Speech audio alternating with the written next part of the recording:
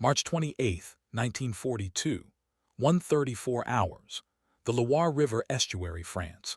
Commander Robert Ryder stood on the bridge of HMS Campbeltown as German searchlights suddenly blazed across the water, illuminating his ship in harsh white light. Behind him, motor launches packed with commandos churned through the dark water. Ahead, the massive steel gates of the Normandie Dock loomed like the entrance to a fortress. Inside Campbeltown's hull, hidden beneath welded steel plates, sat 4.5 tons of delayed-action explosives set to detonate in approximately 8 hours. The Germans were signaling, demanding identification. Ryder's signalmen, using captured German code books, bought precious seconds with false responses. But the charade couldn't last. Within minutes, the entire harbor would erupt in gunfire. Every man aboard knew the odds of survival were slim. They'd been told that directly during the briefing, yet not a single volunteer had withdrawn. This is the story of Operation Chariot, the raid on Saint-Nazaire, a mission where British commandos were sent to destroy a target so heavily defended that survival seemed impossible. What happened in the pre-dawn darkness of that March morning would stun both Churchill and Hitler, reshape naval warfare in the Atlantic, and prove that audacity could achieve the impossible. To understand why the British would risk hundreds of lives on such a desperate gamble, you have to understand the strategic nightmare facing Britain in early 1942. The Battle of the Atlantic was reaching its crisis point. German U-boats were sinking merchant ships faster than Britain could replace them. Between January and March 1942, U-boats sank over 1.2 million tons of Allied shipping. At that rate of loss, Britain would run out of food, fuel, and ammunition within months. But the U-boat threat represented only part of Germany's naval strategy. The greatest danger sat in Norwegian fjords. The battleship Tirpitz, sister ship to the legendary Bismarck, displaced 42,000 tons and carried 8 15-inch guns capable of destroying any convoy escort from beyond their range. If Tirpitz broke into the Atlantic shipping lanes, the consequences would be catastrophic. But Tirpitz had a vulnerability. She was too large to dock at most German-controlled ports for major repairs. Only one facility in occupied Europe could accommodate a ship of her size, the Normandie Dock at Saint-Nazaire on the French Atlantic coast. This massive dry dock measured 350 meters long and had been built to service the French ocean liner SS Normandie. German engineers had reinforced it after occupying France in 1940. British strategic planners recognized the opportunity. If the Normandie Dock could be destroyed, Tirpitz would have nowhere to go for major repairs after Atlantic operations. The risk would effectively keep her bottled up in Norwegian waters. Destroy the dock at Saint-Nazaire, and you neutralize Germany's most powerful surface raider without ever firing a shot at the ship itself. The concept was elegant. The execution would be nearly impossible. Saint-Nazaire was one of the most heavily fortified positions in occupied France.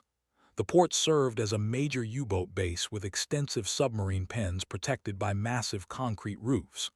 The Germans had ringed the area with anti-aircraft batteries, coastal defense guns, searchlights, and machine gun positions. The harbor entrance was protected by anti-submarine nets and controlled minefields. The Loire estuary itself presented enormous challenges. The river mouth was shallow with constantly shifting sandbanks. High tide was the only time vessels of any size could navigate the channel. The Germans knew this and had organized their defenses accordingly. Any attacking force would have to approach at high tide, on a predictable course, through a narrow channel swept by overlapping fields of fire. Combined Operations Headquarters developed an audacious plan. Find an old destroyer that could be spared. Pack it with tons of delayed-action explosives. Ram it into the dock gates at full speed. Set the charges to detonate hours later after German forces assumed they'd repelled the attack. Supporting the destroyer would be motor launches carrying commandos to destroy pumping stations, lock gates, and the mechanisms that operated the dock itself. HMS Campbeltown was chosen, a former American destroyer transferred under Lend-Lease. thoroughly worn out and scheduled for scrapping. Engineers at Devonport modified her through early March 1942. They removed 2 of her 4 stacks and altered the remaining ones to resemble German destroyer profiles. They reinforced the bow with steel and concrete. Most critically, they constructed a steel-lined chamber in the forward hull containing 24 depth charges, 5 tons of high explosive with delayed action fuses set for 8 hours. Commando volunteers underwent intensive training. Planners had constructed detailed models of Saint-Nazaire based on aerial photographs and French resistance intelligence. Commandos studied these models until they could navigate blindfolded. Each assault group was assigned specific objectives and rehearsed movements on full-scale mock-ups. The training emphasized speed and violence of action. Everyone had to remain effective despite exhaustion, fear, and casualties. On March 26th, the strike force assembled at Falmouth. Campbeltown and 16 motor launches departed at 1400 hours, escorted by 2 destroyers. The crossing was uneventful until March 27th when they encountered a German submarine. The sub was forced to dive, but the incident created concern. Had it transmitted a warning? By 2200 hours on March 27th, they were approaching the Loire estuary. At midnight, the force was 7 miles from Saint-Nazaire. Still no alarm. At 100 hours, German searchlights activated, but the British signalman transmitted captured recognition codes, claiming they were German destroyers returning from escort duty. The ruse bought precious minutes. At 1:28 hours, less than a mile from the harbor, German signal stations ordered the ships to stay clear. The British ignored the order. At 1:30 hours, searchlights locked onto Campbeltown. The entire ship was visible against dark water. Commander Ryder gave the order, "Hoist battle ensigns, open fire." The white ensign broke out from Campbeltown's mast. British guns targeted searchlights and shore positions. For seconds, surprise gave them advantage. Then the entire harbor erupted. German coastal batteries and machine guns opened fire simultaneously. The motor launches were devastatingly vulnerable. ML 341 took direct hits and burst into flames. ML 192 was struck repeatedly and began sinking.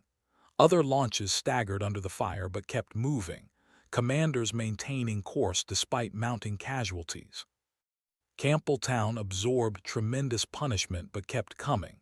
Shells slammed into her superstructure, killing men on deck, but her engines continued running. At 1:34 hours, exactly on schedule, HMS Campbeltown struck the southern caisson of the Normandie Dock at 17 knots. The impact drove her bow 36 feet into the massive steel gate. The forward part crumpled, but the explosive chamber remained intact. She was firmly wedged. German fire intensified, but surviving crew and commandos scrambled down onto the caisson and fanned out toward their objectives. Lieutenant Colonel Newman and his headquarters team moved through chaos toward the pumping station. Behind them, motor launches attempted to land assault groups at designated points. This is where the plan unraveled. The launches carrying troops meant to destroy the old entrance lock were devastated before reaching their landing point. ML 447's fuel tanks exploded. ML 457 took so many hits her commander had to withdraw. Only 2 launches successfully landed their commandos.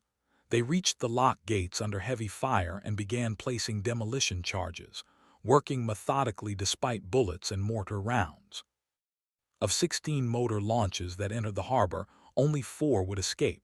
The others were sunk, burned, or forced to beach. Yet despite the carnage, the demolition teams kept working.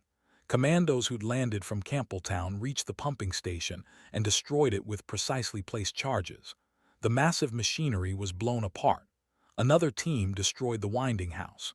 A third team damaged the northern caisson.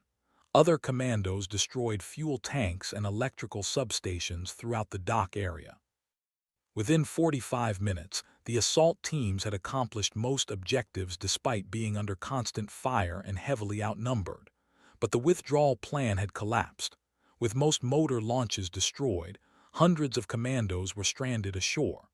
German reinforcements poured into the area. Small groups made last stands in dock buildings, fighting until their ammunition ran out. Lieutenant Colonel Newman recognized that sea withdrawal was impossible. He organized surviving commandos for a breakout attempt overland. If they could reach open country, they might evade patrols and reach Spain. Newman led approximately 70 commandos in a fighting withdrawal through Saint-Nazaire, taking casualties at every intersection. By dawn, German forces had sealed off the area. One by one, small groups were cornered and forced to surrender. Meanwhile, German officers were examining HMS Campbeltown. The explosion hadn't occurred. The fuses must have failed, they assumed. The ship was a prize to examine for intelligence. German engineers and naval officers climbed aboard. Dockyard workers gathered to look. At approximately 10:30 hours, the explosives finally detonated. The massive blast tore Campbeltown apart and destroyed the southern caisson completely.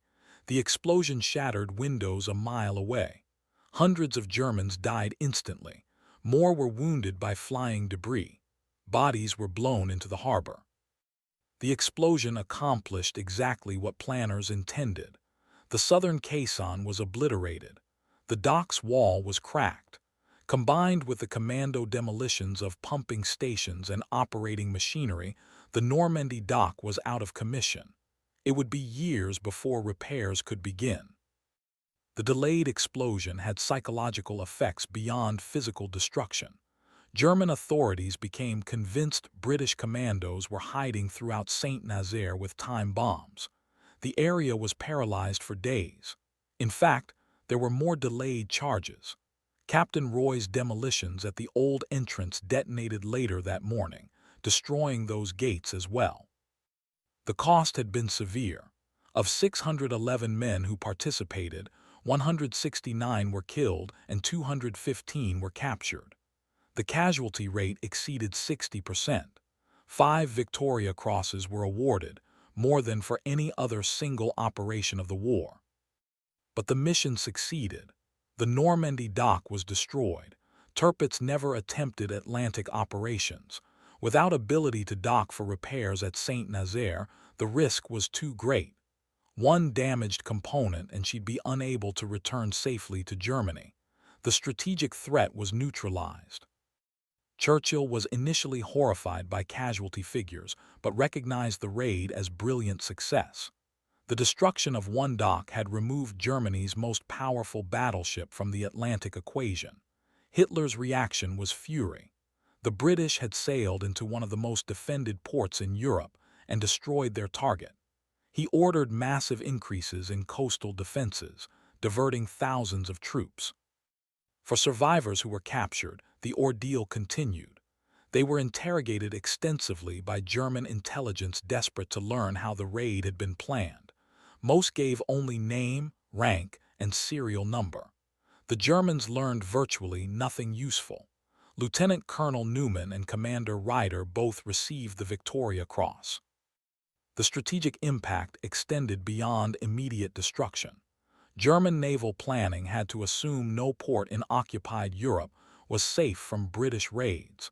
Resources were diverted to defending installations that might never be attacked. The British had demonstrated they could strike deep into fortress Europe despite overwhelming defenses. For the Royal Navy and Commandos, Operation Chariot became a defining moment. It validated commando operations and aggressive coastal raiding. The raid became a case study taught at military academies worldwide. It demonstrated that detailed intelligence and thorough planning could offset numerical disadvantages. That surprise could be achieved even against alert defenders. That success didn't require everyone to survive. The operation was designed so that, even with catastrophic losses, the objective could be achieved. The raid also highlighted individual courage and training. When the withdrawal plan collapsed, Commandos continued fighting and completing objectives despite knowing they were doomed. That discipline ensured mission success even as survival became impossible. Modern Special Operations Forces study Operation Chariot as an example of audacious planning and execution. The combination of detailed reconnaissance, surprise through unexpected approach, violence of action at contact, and clear objectives remains the template for successful special operations. The destruction of the Normandie Dock had implications beyond Tirpitz. Saint-Nazaire had been designated for servicing other German capital ships. With that facility destroyed, German naval strategy became more conservative. Surface raiders operated cautiously, knowing significant damage could force them back to Germany through dangerous waters. In Saint-Nazaire today, memorials commemorate the raid. A museum tells the story with artifacts and personal accounts from survivors. The old town preserves buildings where commandos fought their last battles. The fundamental lesson of Operation Chariot remains relevant.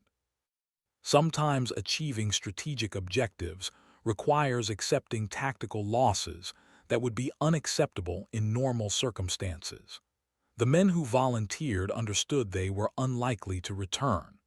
They went anyway because they understood the target's importance and trusted their sacrifice would matter. In military terms, Operation Chariot was spectacular success despite heavy casualties. The mission achieved its primary objective completely. The Normandie Dock was destroyed. Tirpitz was neutralized.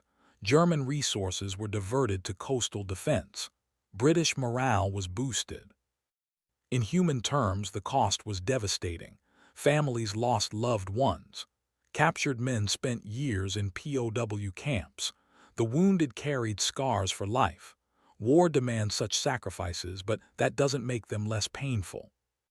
The story of Operation Chariot proves that even in warfare's darkest moments, courage and determination can achieve the seemingly impossible.